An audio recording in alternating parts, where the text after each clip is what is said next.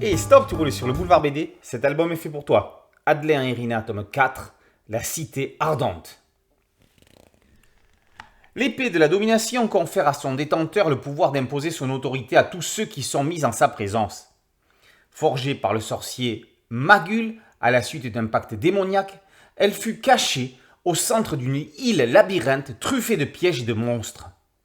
Objet de toutes les convoitises, nombreux sont ceux qui ont tenté de mettre la main dessus. Donna Miranda, Ciro le démoniste, Zark ainsi que la princesse Irina. Une seule personne a récupéré ce super top gadget trop cool. C'est Belinda, l'assistante de Ciro, celle qui vient du futur. Elle a niqué tous les monstres et looté tous les pièges. C'est hyper génial. Elle va pouvoir commander à tout le monde. Voici donc que Belinda quitte l'île. Il ne lui faudra pas longtemps pour devenir une dictatrice comme il se doit. Alors qu'elle était en train de dicter pour mémoire ses exploits à son page, Adlien, la princesse Irina reçoit la visite de Derlet, l'exécuteur testamentaire du sorcier Magul. Il est venu lui demander de l'aide pour une mission de la plus haute importance. Affronter cette Belinda à l'autre bout du monde, dans un pays qu'elle a conquis et où elle a tout pouvoir et dont tous les sujets l'adorent. Comme Irina a tenu dans ses mains à un moment donné l'épée de la domination, elle est immunisée contre son pouvoir. Belinda compte étendre sa domination sur les royaumes avoisinants. Derlet recrute donc une armée de mercenaires, tous immunisés pour diverses raisons, afin de subtiliser l'épée et la lui ramener pour la remettre à sa place.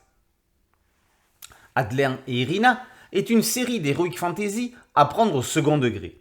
Avec un ton parodique et un humour parfois trash, elle est plus proche de l'Enfeuse de Troie que des mondes d'Aquilon.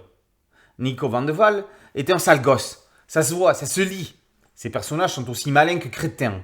Le scénariste se permet tout. Ce n'est pas parce qu'on a eu la tête coupée dans un épisode précédent qu'on ne peut pas revenir. Les femmes sont à la fois sexy et féministes. Le mâle alpha n'a pas le grand rôle. Le dessinateur relève le défi de scènes de foule et de combat. On en prend plein les yeux. Nico Van de Waal prouve que le genre, quand il sait se renouveler, a encore de beaux jours devant lui. Adlien et Irina renouvellent le genre de Donjons et Dragons, tout en respectant son ADN. Entre cette série et Rubin 90s, Nico Van de Waal devient l'un des piliers incontournables des éditions du Tiroir.